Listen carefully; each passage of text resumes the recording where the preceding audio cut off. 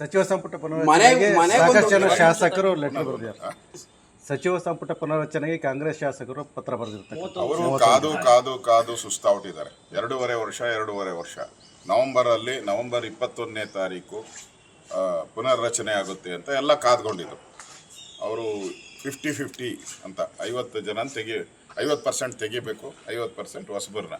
ಈಗ ಯಾವಾಗ ಆಗಿಲ್ಲೋ first timers ಎಲ್ಲ ಅವರೊಂದು ಬೇಡಿಕೆ ಇಟ್ಟಿದ್ದಾರೆ, ಸೆಕೆಂಡ್ ಟೈಮರ್ಸ್ ಅವರೊಂದು ಬೇಡಿಕೆ ಇಟ್ಟಿದ್ದಾರೆ, 3rd, 4th, 5th ಈ ಥರದೊಂದು ಕ್ಯಾಟಗರಿ ಮಾಡ್ಕೊಂಬಿಟ್ಟವ್ರೆ. ಇವಾಗ 30 ಜನ ಬೇಡಿಕೆ ಇಟ್ಟಿರೋರು ಫಸ್ಟ್ ಟೈಮರ್ಸು, ಅದಾದಮೇಲೆ ಸೆಕೆಂಡ್ ಟೈಮರ್ಸ್ ಅವ್ರ ಬೇಡಿಕೆ ಕೊಡ್ತಾರೆ. ಅಂದರೆ ಈ ಸರ್ಕಾರ ಕೋಮಾ ಸ್ಥಿತಿಗೆ ಹೋಗ್ಬಿಟ್ಟಿದೆ. ಹೇಳೋರು ಕೇಳೋರು ಯಾರೂ ಇಲ್ಲ. ಒಂದು ಕಡೆ ಅಬಕಾರಿ ಇಲಾಖೆಯಲ್ಲಿ ಲೂಟಿ 6,000 ಕೋಟಿ ಲೂಟಿ ಆಗಿದೆ. ಅದನ್ನು ವಿಧಾನಸಭೆಯಲ್ಲೂ ಪ್ರಸ್ತಾವ ಮಾಡಿದ್ದೀನಿ. ಇಲ್ಲಿ ಶಾಸಕರೆಲ್ಲ ಆಗಲೇ ವಿದೇಶಕ್ಕೆ ಪ್ರವಾಸ ಹೊರಟಿದ್ದಾರೆ. ಇಲ್ಲಿ ಮಾಡೋಕ್ಕೆ 108 ಕೆಲಸ ಐತೆ. ಇಲ್ಲೇನು ಕೆಲಸ ಇಲ್ಲ ಅಂತ ತೀರ್ಕೊಂಬಿಟ್ಟವ್ರೆ ಎಲ್ಲ ಶಾಸಕರು. ಹಣ ಇಲ್ಲ, ಅಭಿವೃದ್ಧಿ ಮಾಡೋಕ್ಕೆ ಹಣ ಇಲ್ಲ, ಅದಕ್ಕೋಸ್ಕರ ಎಲ್ಲ ಫಾರಿನ್ ಟೂರ್ ಹೋಗೋರೆ. ಇನ್ನು ಕೆಲವರು ಇಲ್ಲಿ ಮಂತ್ರಿ ಪದವಿಗೆ ಬೇಡಿಕೆ ಇಟ್ಟಾರೆ. ಒಟ್ಟಾರೆ ರಾಜ್ಯದ ಒಂದು ಪರಿಸ್ಥಿತಿ ಭಾಳ ಶೋಚನೀಯ ಆಗಿದೆ. ಒಂಥರ ಈ ಸರ್ಕಾರನೇ ICUನಲ್ಲಿದ್ದ. ಎಚ್ ಮಾದೇವಪ್ಪ ಅವರು ಈಗ ದಲಿತ CM ವಿಚಾರವಾಗಿ ಮಾತಾಡಿದ್ದಾರೆ. ನೋಡಿ, ಮಾದೇವಪ್ಪ ಮೊನ್ನೆ ಅವರ ಪಾರ್ಟಿ MLAಗಳಿಗೆ ಮಾದೇವಪ್ಪ ಹೇಳಿರೋದು, ನಾಯಿಗಳು, ಬೀದಿ ನಾಯಿಗಳು ಹಿಡಿದು ಒಳಕ್ಕೆ ಹಾಕಬೇಕು, ಹೈಕೋರ್ಟ್ ಆರ್ಡ್ರ್ ಏನೇನೋ ಹೇಳ್ತಾರಲ್ಲ, ಎಲ್ಲ ಹುಚ್ಚುಚ್ಚಾಗಿ ಮಾತಾಡೋಕ್ಕೆ ಶುರು ಮಾಡಿಬಿಟ್ಟಿದ್ದಾರೆ. ಈಗ ದಲಿತ CM ಮಾಡಬೇಡ ಅಂತ ಯಾರು ಹೇಳಿದ್ದಾರೆ? ನಾವು ಮಾಡಿ, ಅದಕ್ಕೆ ಕೂಗಿ ಹಾಕಿ ನಿಮ್ಮ ಕೈಯಲ್ಲೇ ಇದೆಯಲ್ಲ. ಸಿದ್ದರಾಮಯ್ಯನವ್ರು ಹೇಳ್ತಾರಲ್ಲ, ನಾನು ದಲಿತರ ಪರ ಅಂತ.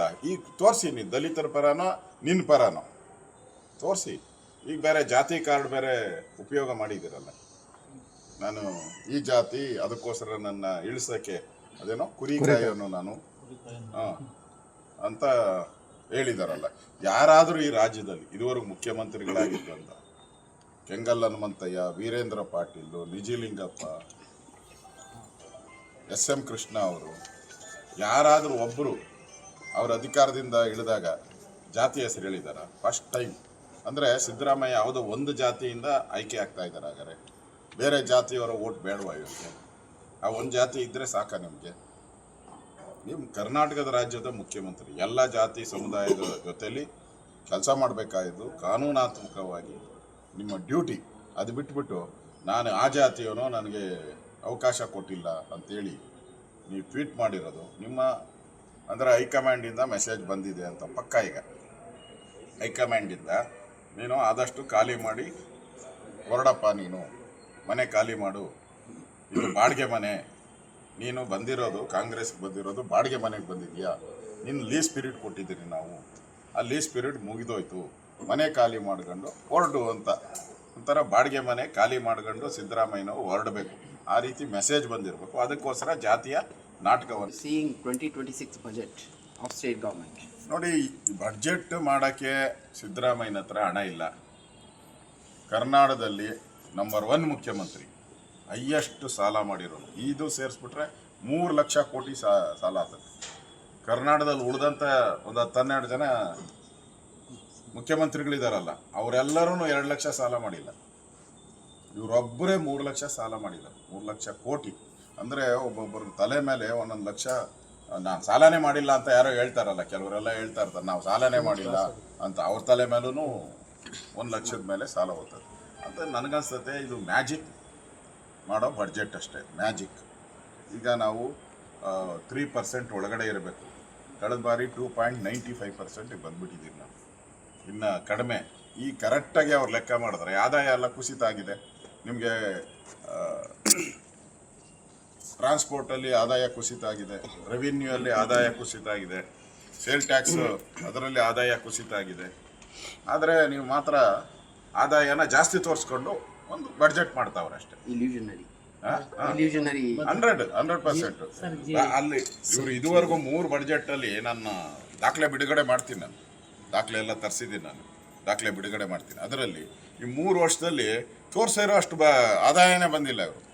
ಅವ್ರು ಏನು ತೋರಿಸಿದ್ದಾರೆ ಇಲಾಖೆಗಳು ವೈಸು ಅಷ್ಟು ಆದಾಯನೇ ಬಂದಿಲ್ಲ, ಆದರೆ ತೋರಿಸ್ತಾನೆ ಅವರೇ. ಅದರಿಂದ ಇಲ್ಲಿ ಮೋಸ ಮಾಡೋವಂಥದ್ದು ಮತ್ತೊಂದು ಸರಿ ರಾಜ್ಯದ ಜನಗಳಿಗೆ ಟೋಪಿ ಹಾಕುವಂತ ಸಿದ್ದರಾಮಯ್ಯನ ನಾವು ನೋಡ್ತಾ ಇದ್ದೀವಿ. Are you demanding any white paper, sir? ನಾನು ಕಳೆದ ವಿಧಾನಸಭೆಯಲ್ಲೂ ಇದ್ರ ಬಗ್ಗೆ ಶ್ವೇತಪತ್ರ ಬಿಡುಗಡೆ ಮಾಡಿ ಅಂತ ಹೇಳಿದ್ದೀನಿ. ಅವ್ರು ಬಿಡುಗಡೆ ಮಾಡೋಕ್ಕೆ ಸಾಧ್ಯ ಇಲ್ಲ. ಕೇಂದ್ರ ಸರ್ಕಾರ ಅನ್ಯಾಯ ಅಂತಾರೆ, ಕೇಂದ್ರ ಸರ್ಕಾರದ ಬಿಡುಗಡೆ ಮಾಡಿ. ಅದೇ ಸವಾಲಾಗ್ತಾ ಇದ್ದೀನಿ ನಾನು ನಿಮ್ಮ ಸಿದ್ದರಾಮಯ್ಯನವ್ರಿಗೆ. ನಾನು ಸವಾಲು, ಕೇಂದ್ರ ಸರ್ಕಾರದ ರೈಲ್ವೆಯಲ್ಲಿ ಎಷ್ಟು ಬಂದಿದೆ ಬಿಡುಗಡೆ ಮಾಡಿ. ರೋಡು, ಅಗ್ರಿಕಲ್ಚರು, ಏನೇನಿದೆಯೋ ಕೇಂದ್ರ ಸರ್ಕಾರದ ಯೋಜನೆಗಳು ಎಷ್ಟು ಕರ್ನಾಟಕಕ್ಕೆ ಹಣ ಬಂದಿದೆ ಬಿಡುಗಡೆ ಮಾಡಿ. ಮನಮೋಹನ್ ಸಿಂಗ್ ಇದ್ದಾಗ ಎಷ್ಟು ಹಣ ಬಂದಿದೆ ಬಿಡುಗಡೆ ಮಾಡಿ. ಅವ್ರದ್ದು 10 ವರ್ಷ ಇದೆ, ಮೋದಿಯವ್ರದ್ದು 10 ವರ್ಷ ತಗೊಳ್ಳಿ, ಎಷ್ಟು ಹಣ ಬಂದಿದೆ ಬಿಡುಗಡೆ ಮಾಡಿ. ರಾಜ್ಯದ ಜನಕ್ಕೆ ಗೊತ್ತಾಗ್ತದೆ. ಶ್ವೇತಪತ್ರ ಬಿಡುಗಡೆ ಮಾಡಿ. White paper, I demand white paper ಬಿಡುಗಡೆ ಮಾಡಲ್ಲ. ಯಾಕೆಂದರೆ ಹೈಯೆಸ್ಟ್ ಮನಮೋಹನ್ ಸಿಂಗ್ ಏನು ಹಣ ಕೊಟ್ಟಿದ್ರು ಅದಕ್ಕಿಂತ 5 ಪಟ್ಟು ಹಣ ರಾಜ್ಯಗಳಿಗೆ ಬಂದಿದೆ. ದಾಖಲೆ ಇದೆ ನಮ್ಮ ಹತ್ರ. ಸರ್, ಭದ್ರಾ ಯೋಜನೆಗೆ 5,300 ಕೋಟಿ ರಿಲೀಸ್ ಮಾಡ್ತು ಅಂತ ಕೇಂದ್ರದಿಂದ ಹೇಳಿದ್ದು, ಇಲ್ಲಿವರೆಗೂ ₹1 ರಿಲೀಸ್ ಆಗಿಲ್ಲ. ಅದು ರಾಜ್ಯ ಸರ್ಕಾರದ ಬೇಜವಾಬ್ದಾರಿ. ಒಂದು ಮೀಟಿಂಗ್ ಕರೆದಿದ್ದಾರೆ ಇದ್ರ ಬಗ್ಗೆ, ಬನ್ನಿ ಕೇಂದ್ರಕ್ಕೆ ಹೋಗೋಣ ಅಂತ ಕರೆದಿದ್ದಾರೆ. ಹಿಂದೆ ನಾವು ಯಡಿಯೂರಪ್ಪ ಇದ್ದಾಗ ನಾವೆಲ್ಲರನ್ನು ಮೀಟಿಂಗ್ ಕರಿತಾ ಇದ್ರಿ, ವಿರೋಧ ಪಕ್ಷನೆಲ್ಲ ಮೀಟಿಂಗ್ ಕರೆದು ಕೇಂದ್ರ ಸರ್ಕಾರದ ಒಂದು ನಿಯೋಗ ಹೋಗಿ ಮನವರಿಕೆ ಮಾಡುವಂಥ ಕೆಲಸವನ್ನು ಮಾಡ್ತಾ ಇದ್ರಿ. ಇವ್ರು ಏನೂ ಇಲ್ಲ. GST ಮೀಟಿಂಗ್ಗೆ ಹೋಗಲ್ಲ ಮನುಷ್ಯ. 3 GST ಮೀಟಿಂಗ್ಗೆ ಸಿದ್ದರಾಮಯ್ಯ ಹೋಗೇ ಇಲ್ಲ. ಕೊಟ್ಟಿಲ್ಲ GST. ಎಲ್ಲಿಂದ ಕೊಡ್ತಾರೆ? ಕೇಳಿದ್ರೆ ನಾನು ಮಂತ್ರಿನ ಯಾರನ್ನೋ ಕಳಿಸ್ತೀನಿ ಅಂತ. ಅಂದರೆ ಬೇಜವಾಬ್ದಾರಿ ತಾನೇ ನಿನಗೆ? ಬೇಜವಾಬ್ದಾರಿ ಮುಖ್ಯಮಂತ್ರಿ ತಾನೇ. ಇಲ್ಲೇನು ಮಾಡ್ತೀಯ? ಇಲ್ಲಿ ಕರ್ನಾಟಕದಲ್ಲಿ ಕೂತ್ಕೊಂಡು ಏನು ಕೆಲಸ ಮಾಡ್ತಾ ಇದೀಯಪ್ಪ? ಬೇರೆದು ಕೆಲ ಡೆಲ್ಲಿಯಲ್ಲಿ ಹೋಗಿ ಕೂತಿರ್ತೀಯ, ಓಕೇನು GST ಮೀಟಿಂಗ್ಗೆ? ಯೋಗ್ಯತೆ ಇಲ್ಲ ನಿಮಗೆ. ಕೊಟ್ಟಿಲ್ಲ ಅಂತ ಹೇಳೋದು ಇದು ನಿಮ್ಮ ಎಡಬಿಡಂಗಿತನ, ಕಾಂಗ್ರೆಸ್ಸಿನ ಎಡಬಿಡಂಗಿತನ. ಇದನ್ನು ಬಡ್ಜೆಟ್ ಅಧಿವೇಶನದಲ್ಲಿ ಇದೆಲ್ಲವನ್ನ ನಾವು ಬಿಚ್ಚಿಡೋರಿದ್ದೀವಿ. ಕೇಂದ್ರ ಸರ್ಕಾರ ಏನು ಕೊಟ್ಟಿದ್ದಾರೆ, ರಾಜ್ಯ ಸರ್ಕಾರ ಅವರ ಬಡ್ಜೆಟ್ ಬೋಗಸ್ ಬಡ್ಜೆಟ್, ಇದೊಂದು ಬೋಗಸ್ ಬಡ್ಜೆಟ್. ಅಧಿಕಾರ ಉಳಿಸ್ಕೊಳಕ್ಕೋಸ್ಕರ ಮಾಡ್ತಾ ಇರುವಂಥ ಬಡ್ಜೆಟ್ ಅಷ್ಟೇ ಇದು. ಸಿದ್ದರಾಮಯ್ಯ ಅವರು ಡಿಸಿಲ್ಯೂಷನ್ ಆಗಿದ್ದಾರಾ? ಪಕ್ಕ ಅವರು ಮಾನಸಿಕ ಸ್ಥಿತಿಯನ್ನು ಕಳ್ಕೊಂಬಿಟ್ಟಿದ್ದಾರೆ. ಈಗ ಏಕಾಏಕಿ ಎಲೆಕ್ಷನ್ ಘೋಷಣೆ ಮಾಡ್ತಾರೆ. ಜಿಲ್ಲಾ ಪಂಚಾಯಿತಿ, ತಾಲೂಕ್ ಪಂಚಾಯಿತಿ, ಬೆಂಗಳೂರು ಮಹಾನಗರ ಪಾಲಿಕೆ. ಇಷ್ಟು ದಿನ ಯಾಕಿರಲಿಲ್ಲ? ಘೋಷಣೆ ಆಗೋಟ್ರೆ ಅಲ್ಲಿವರೆಗೂ ಕಂಟಿನ್ಯೂ ಸಿದ್ದರಾಮಯ್ಯ ಅಂತ ಕಂಟಿನ್ಯೂ ಆಗೋಕ್ಕೋಸ್ಕರ ಒಂದೊಂದೇ ಎಲೆಕ್ಷನ್ನು ಬಿಡ್ತಾವ್ರೆ ಅವರು. ಅದರಿಂದ ಸಿದ್ದರಾಮಯ್ಯ ಅಧಿಕಾರಕ್ಕೆ ಅಂಟಿ ಕೊಡದಂಥ